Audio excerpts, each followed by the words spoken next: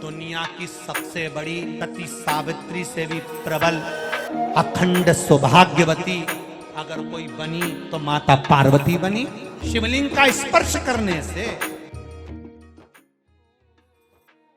श्री शिवाय नमस्तुभ्यम। दोस्तों, हर हर महादेव। सावन के महीने में शिव जी के मंदिर तो जाते हैं ना आप, तो आपने मंदिरों में शिवलिंग के ऊपर एक कलश को रखा हुआ देखा ही होगा, जिसमें से बूंद बूंद करके पानी हर समय रिसता रहता है। तो ये सवाल आप सभी के मन में आया होगा कि आखिर शिवलिंग के ऊपर ये कलश क्यों रखा जाता है, शिवलिंग की पूरी परिक्रमा करने से क्यों मना किया जाता है, जलाधारी क्या होती है और इसके जल को पीने से क्या होता है। शिवलिंग से जुड़े हुए ऐसे सवाल आपके मन में कभी ना कभी जरूर आए होंगे। तो हमारे आचार्य प्रदीप मिश्रा जी की कथा को सुनकर आज हम इन सभी सवालों के जवाब आपको देने वाले हैं। साथ ही ये भी बताने वाले हैं कि गुरुजी ने शिवलिंग पर से कौन सी गुप्त चीज सावन के महीने में उठाकर लाने को कहा, जिससे आपकी मनोकामना पूरी हो सकती है। तो अगर आप भी ये सब जानना चाहते हैं तो वीडियो के अंत तक हमारे साथ बने रहिएगा, लेकिन उससे पहले चैनल को सब्सक्राइब करना बिल्कुल मत भूलिएगा। नमस्कार दोस्तों, स्वागत है आपका शिव पुराण टीवी पर। वीडियो में आगे बढ़ने से पहले कमेंट सेक्शन में हर हर महादेव जरूर लिख दीजिएगा। तो दोस्तों, हमारे गुरुजी का कहना है कि जब समुद्र मंथन हुआ था तो हलाहल विष को शिव जी ने ग्रहण कर लिया था, जिसकी वजह से उनका गला नीला पड़ गया था और उनका नाम नीलकंठ रखा गया। इस विष को ग्रहण करने की वजह से उनके शरीर में बहुत ज्यादा जलन होने लगी थी, तो सभी देवताओं सहित सप्तऋषियों ने उनका जलाभिषेक किया था, जिसकी वजह से उनका मस्तक तो ठंडा हुआ, साथ ही तभी से शिव जी को जलाभिषेक अत्यंत प्रिय हो गया।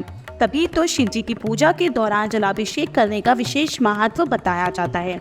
इसी तरह जो भी भक्त महादेव को खुश करना चाहते हैं वो जल से महादेव का अभिषेक कर सकते हैं। महादेव को वैसे भी आशुतोष कहा जाता है, जो केवल एक लोटे जल से प्रसन्न हो जाते हैं। और यही वजह है कि महादेव के मंदिर में शिवलिंग के ऊपर एक कलश को टांगा जाता है, जिसमें से बूंद बूंद करके पानी रिसता है और लगातार शिवलिंग का अभिषेक होता रहता है।